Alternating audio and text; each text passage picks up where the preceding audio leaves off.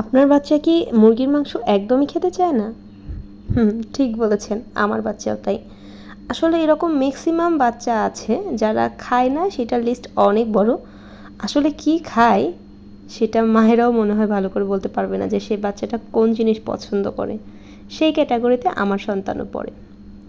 So hello everyone, আসসালামু আলাইকুম। আজকে চলে এসেছি আপনাদের জন্য আরেকটা আমার বাসায় তৈরি করা সিম্পল একটা রেসিপি নিয়ে।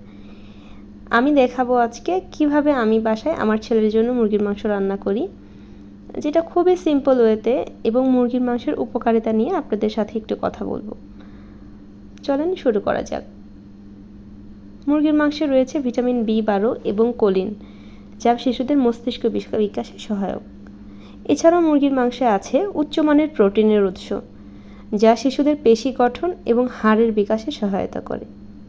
মুরগির মাংসে তো অনেক বেশি আয়রন ও জিঙ্ক থাকে, যা রক্ত স্বল্পতা থাকলে দ্রুত দূর হবে।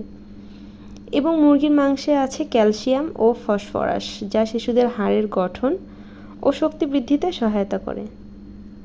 আরেকটা তো বলাই হয়নি, মুরগির মাংসে থাকা যে সেলেনিয়াম আছে বা খনিজ পদার্থ যে আছে অনেক, এগুলো শিশুদের রোগ প্রতিরোধ ক্ষমতা বাড়াতে সাহায্য করে। তাই আপনি যেভাবেই পারেন না কেন, যে কোনো আইটেমেই হোক না কেন, মুরগির মাংস বাচ্চাদেরকে সপ্তাহে অন্তত 2 দিন খাওয়ানোর চেষ্টা করুন।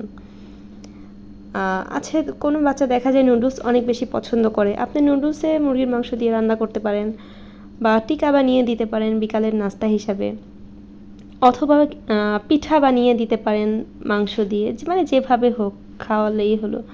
দেখেন, কথা বলতে বলতে আমার রান্নাটা তো প্রায় মাঝামাঝি চলে এসেছে। এই যে কষাচ্ছি এখন মাংসটা। আমি আসলেই চেষ্টা করি সপ্তাহে 2 দিন আমার ছেলেকে মুরগির মাংসটা দেওয়ার জন্য। আর ও যদি একদমই মরিচ ছাড়া রান্না করে সেই খাবারটা খেতে চায় না, এই জন্য হালকা ঝালও দেই ওর খাবারে। আর মাংসটা আমি ভেজেও নিচ্ছি যেন গন্ধটা না থাকে। বড়দের মতোই আমি ম্যাক্সিমাম টাইম রান্না করি। ওর জন্য আলাদা রান্না করছি এটা ঠিক, কিন্তু রেসিপিটা একদমই আলাদাভাবে না। আমরা যেভাবে রান্না করে খাই সবসময়, সেভাবে আমি প্রিফার করি ওকেও রান্না করে খাওয়ানোর জন্য। এই যে দেখেন, কথা বলতে বলতে বলক চলে এসেছে, রান্না প্রায় আমার শেষের দিকে। আসলে আমি চেষ্টা করি প্রতিদিন ওকে সিঙ্গেল একটা করে তরকারি দেওয়ার জন্য, কারণ এমনি ও খেতে চায় না। 2-3 আইটেমের দিলে দেখা যাচ্ছে কোনোটারই পুষ্টিগুণও ঠিকভাবে পাচ্ছে না। সেই জন্য এই যে দেখেন, কথা বলতে বলতে রান্না শেষ হয়ে গেছে। আমি এখন সার্ভ করে নিচ্ছি ওর প্লেটে।